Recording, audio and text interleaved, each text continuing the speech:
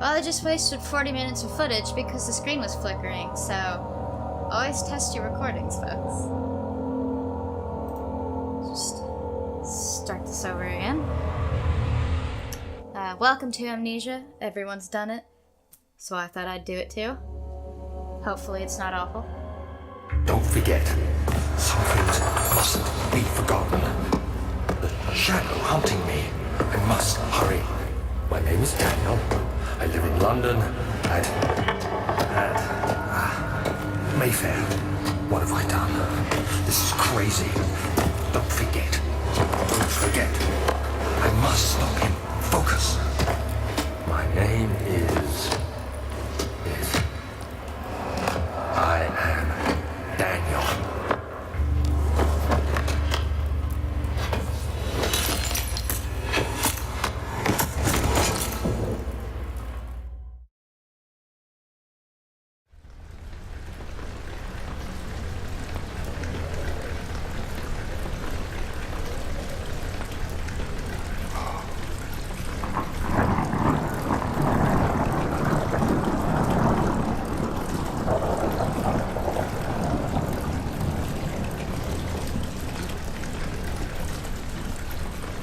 Alright, here we go.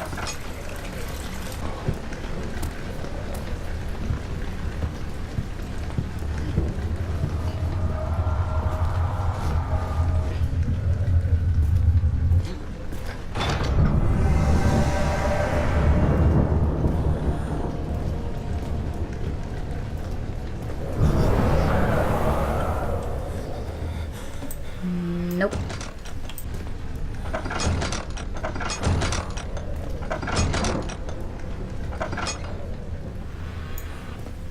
Test this out.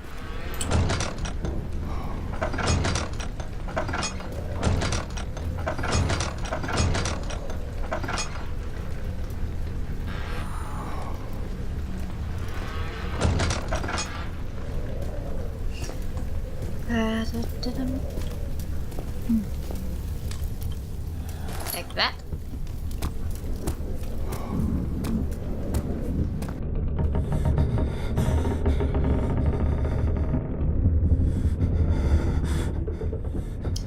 Boat?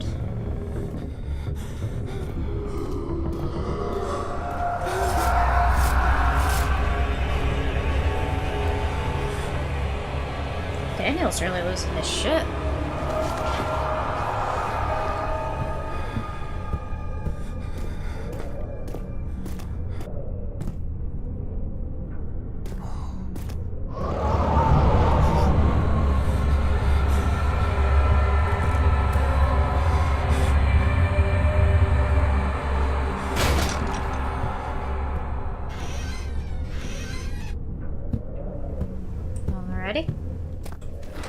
Old archives. The other children cheered him on, his name voiced in a steadily rising pace, urging him to do it. Am I really doing this? The young boy thought, and struck his victim with a rock.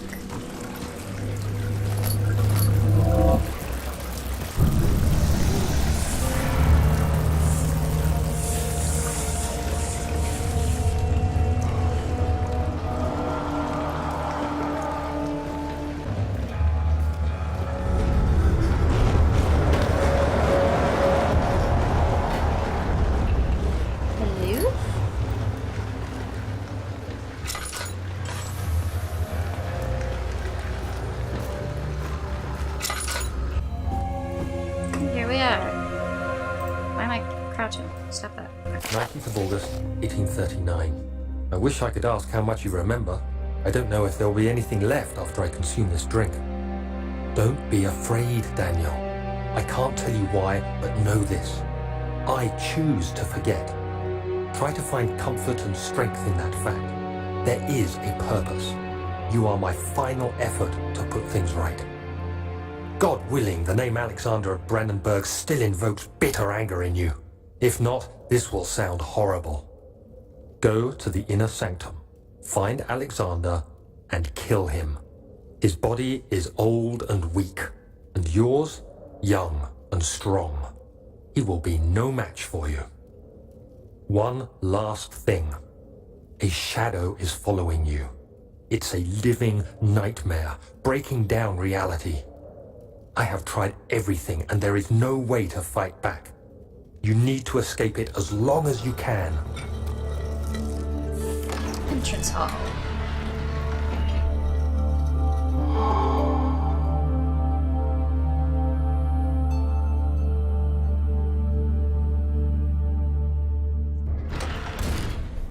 Redeem us both, Daniel. Descend into the darkness where Alexander waits and murder him. Your former self, Daniel.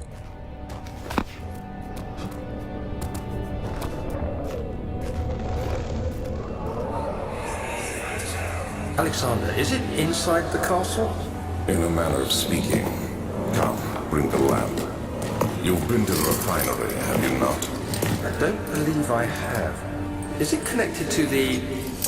what did you call it? The inner sanctum. My most precious chamber, Daniel. And it lies well beyond the refinery. In fact, it lies beneath the very stone of Brennenburg.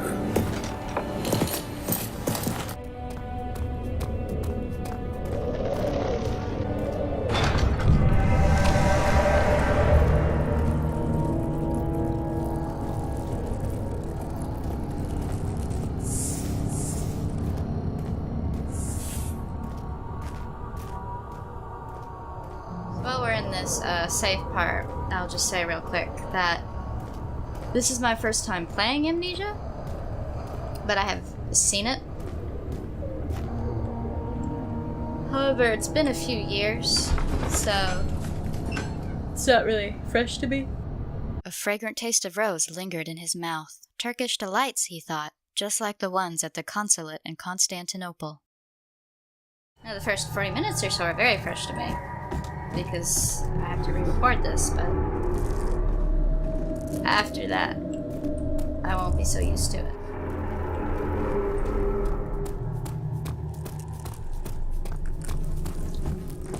But didn't see that last time either.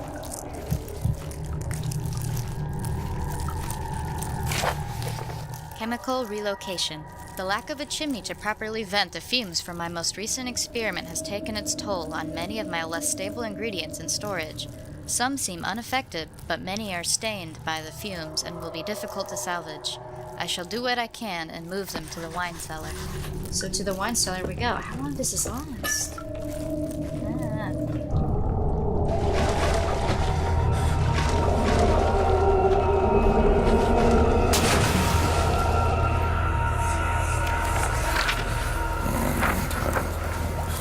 There should be more coop racks. Let me see. And one part aquaforce. Early alchemy experiment. This is my third attempt to produce artificial vitae. The former compounds lacked the potency I need, but I sense I'm close. Calamine and orpiment are a given, and the cuprite binds them well. This time I will attempt aqua regia instead of aqua fortis in hopes it will produce a more even solution. The experiment was unsuccessful. The solution is highly acid and proves impractical to put to any use except as a detergent. Organic tissue reacts especially violently to the solution and should be handled with the greatest care. I might be able to use the recipe, but I'm losing hope that I will find an alchemic solution to my predicament. In other words, we're going to make some acid to melt the thingy in front of the door that we need to go through. But we need to go get the things to make the acid to melt the thingy from the wine cellar.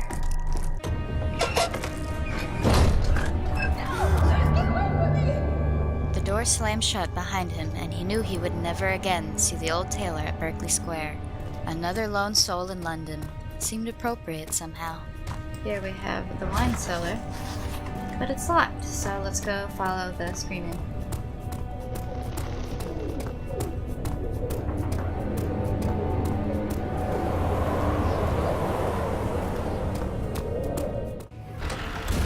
Traveling to Dover meant going through Canterbury. He made sure to pay a visit to avoid the sense of guilt connected with neglect of family.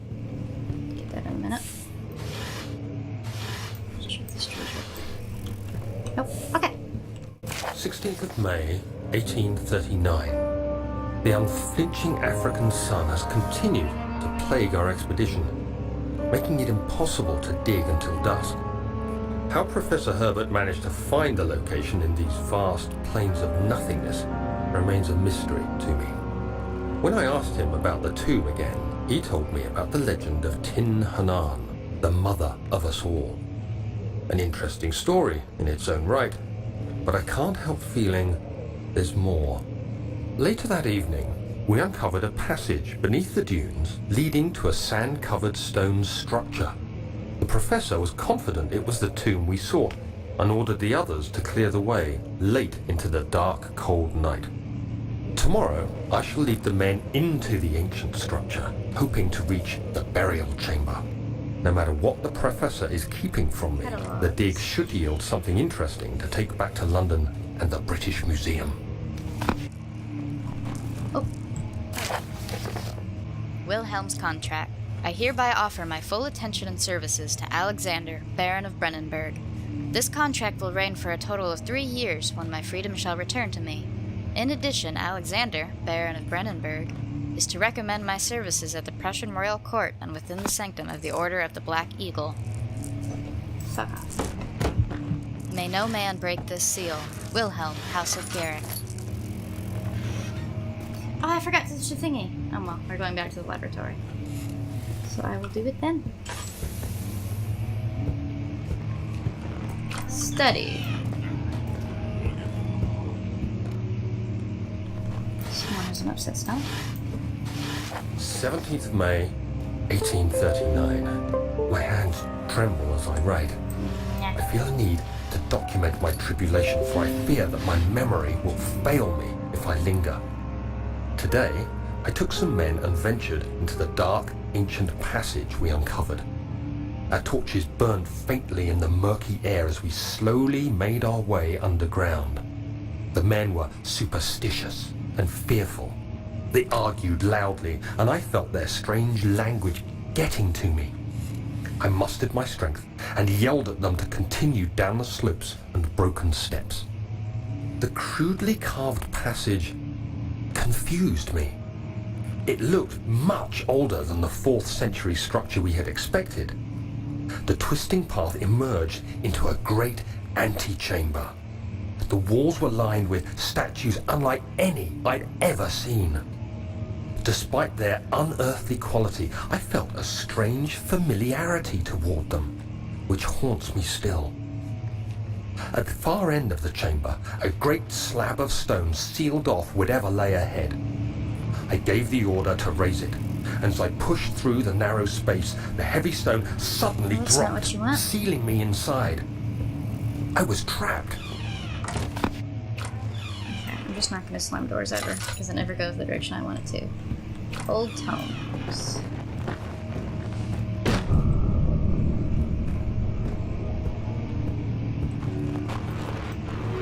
No, sit.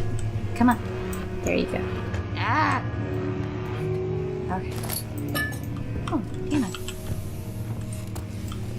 So next... Local history.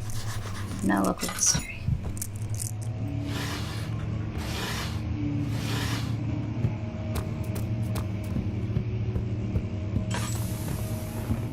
We came from that way.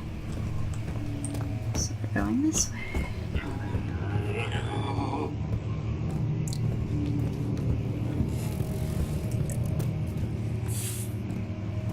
Pardon me, fellows.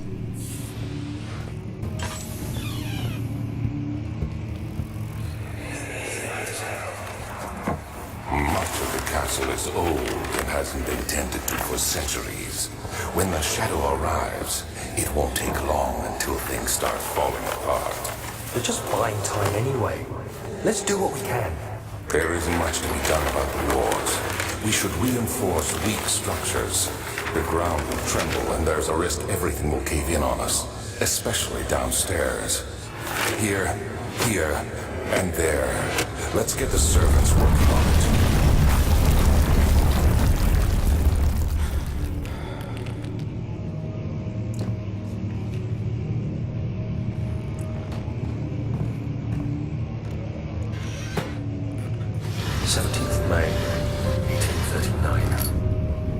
After pounding the unforgiving stone wall for what seemed like an eternity, I realized it was hopeless. I was trapped. I fell to the ground, gasping for air, trying to focus.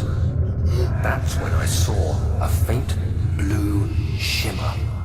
My weakened body was heavy to carry, but I managed to push myself toward the enchanting light. It was waiting for me. Actually can't look away from the nothingness, I felt myself drawn to the mystic light. I reached out, closing it in my hands. The faint glow escaped my fingers and began to spark brightly and spirit me away, unlocking alien memories of spiraling towers, endless deserts, and impossible geometry. The next thing I can remember is the grating sound of stone being lifted, the voices of the Arabs pulling me to safety. We're back. Grasped firmly in my hands was the broken pieces of a most peculiar relic. These little lights.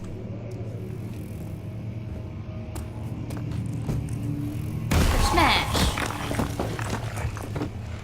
Hop on through here. You have to be swift when you activate the first one. You hear that? If it stops, you'll have to start over. Isn't all this a bit excessive? You can never be too careful, Daniel.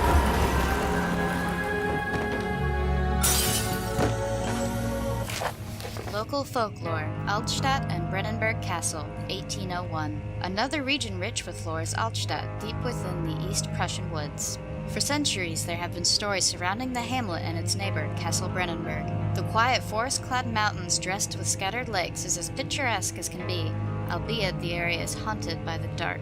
Ask any local and you will hear proof of the widespread superstition. All travelers should indulge themselves in such conversations since it will surely serve as exciting entertainment. All of them have their own twists on the tales, but there are some motifs that keep reappearing.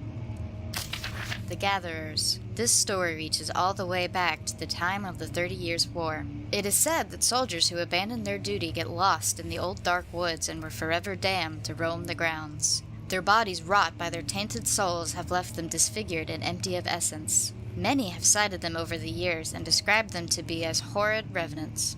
They move silently through the woods, shying away from any beholder. They are called gatherers, as they seem to follow some ambition to steal living creatures. It is their prey which can be heard struggling inside damp burlap sacks dragged behind them which reveal their presence. What dark scheme do they follow? A visit undone. Heinrich Cornelius Agrippa, the well-known erudite, visited Altstadt at the end of the 16th century. He resided in the local inn for a fortnight as he looked for remnants of kingdoms past.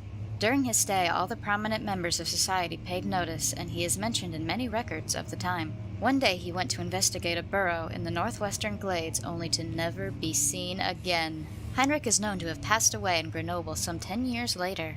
He dismissed the notion of ever visiting Altstadt, which makes you wonder what really happened. Who was this mysterious man who visited the sleepy hamlet in the woods, and what happened to him? The Immortal Baron. The Baron of Brennenburg lives a reclusive life with his family at his castle nearby Altstadt, and like most those of noble birth, rumors are inherited alongside the title. Researching the history reveals little before the castle was consumed by fire in the late 16th century. It was rebuilt by Alexander, a nobleman from the Rhinelands claiming the role as protector of the Prussian state. Alexander helped the region to flourish and remained popular throughout his presumed lifetime. The family has always been secretive when it comes to lineage and heritage. Therefore, the birth and death of Alexander and his offspring has never been fully recorded. Alright. This has fed the idea that the Baron is in fact the one and the same who came from the west over 300 years ago, lived through the time of occupation, and joined the coveted Order of the Black Eagle along with the great leaders of this country. Regarding closing of the Wine Cellar, Wilhelm and his fools have endangered my research long enough with their absent-minded handling of the human vessels. The sheriff is keeping a watchful eye on the forest and is killing my trusty servants.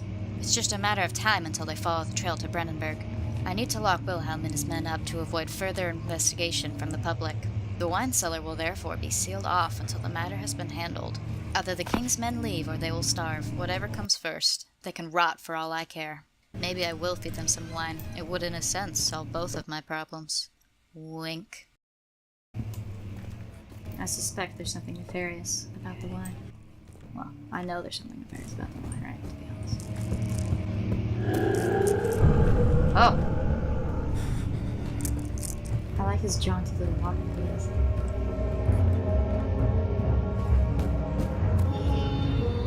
Just fuck off promptly.